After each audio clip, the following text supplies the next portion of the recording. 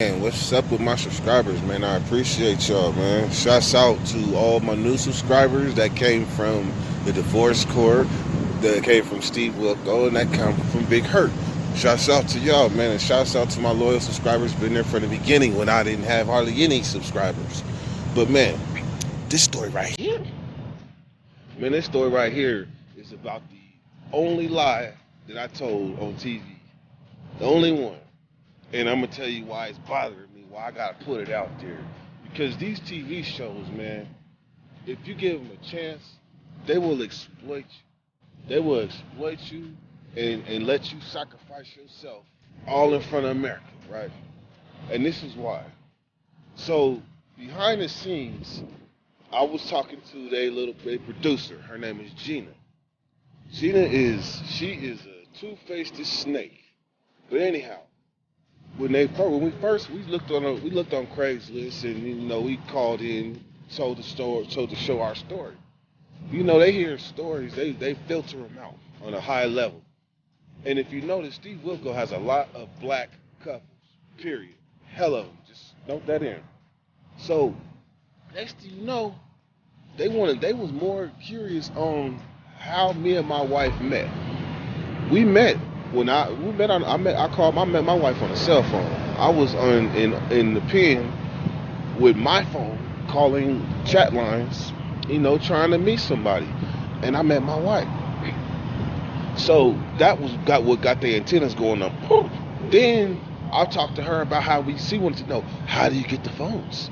With a smile, I'm like, back in the days we had this one move where, we get the phones in the Pringle can, and then a certain amount of money, but still the thing is, she wanted me to tell this story on TV in front of America, and I thought I could tell her hella different other little stories to get her to go away from that story, but hell nah, she want to hear that story. So when they fly us out there all the way from Connecticut. They fly us out there from Sacramento all the way to Connecticut. And as soon as we get there, you would think that they're going to give you a chance to sleep, recoup. That's a cross-country flight. Hell no. They brought us straight into the studio, offered us some food, some cigarettes, and then I told her straight up, Gina, man, I don't think I can be going on TV telling that story. She said, look, that's the reason why you're here. Basically, I ain't got no choice.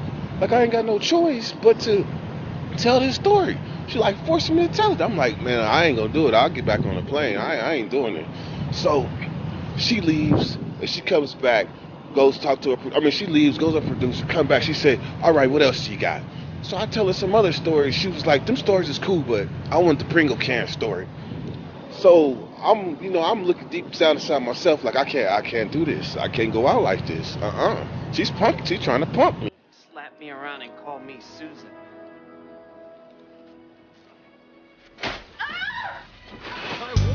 So next thing you know, that night when we go back to the hotel room, I go get me a blunt, and I think about it, man. I think about it. So I call a loved one that's still inside prison.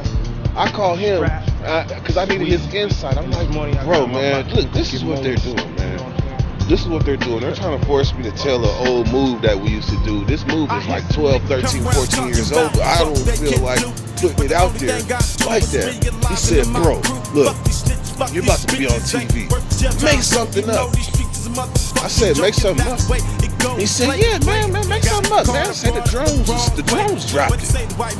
I was like, the drones dropped it. Now, I heard of drones dropping phones in prison and all that, but I never seen it myself or done it. So when I got on Steve Wilco and said something about the drones dropping at my job and all that, that was bullshit.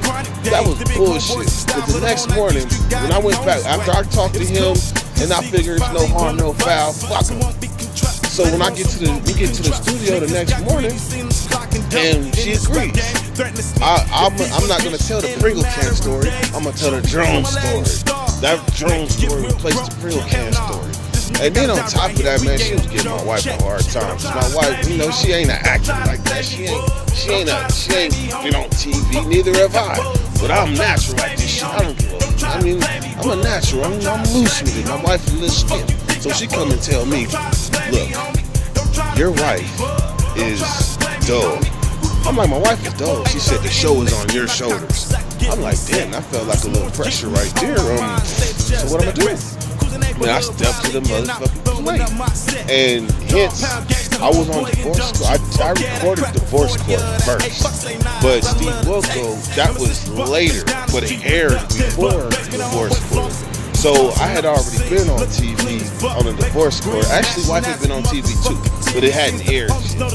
So, man, the first thing I realized is that if she was willing to sacrifice me and let me go on TV and jeopardize my safety like that, I was like, man, this is a dirty wench.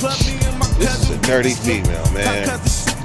So now when I look at Steve Wilkos, I look at Steve Wilkos a whole lot different. Because they exploit minorities at a high level at that show.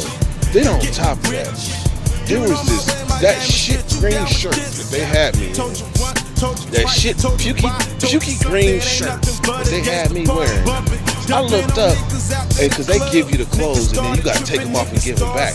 Versus Divorce Court, they dress you up, and what they dress you up in, you get to keep that shit. So I had some polo gear and everything from Divorce Court. Steve Wilkos, they want their shit back.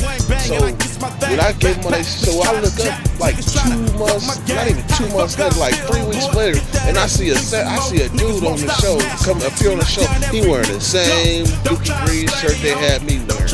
So I'm like Steve Wilkos is a motherfucking meat factory.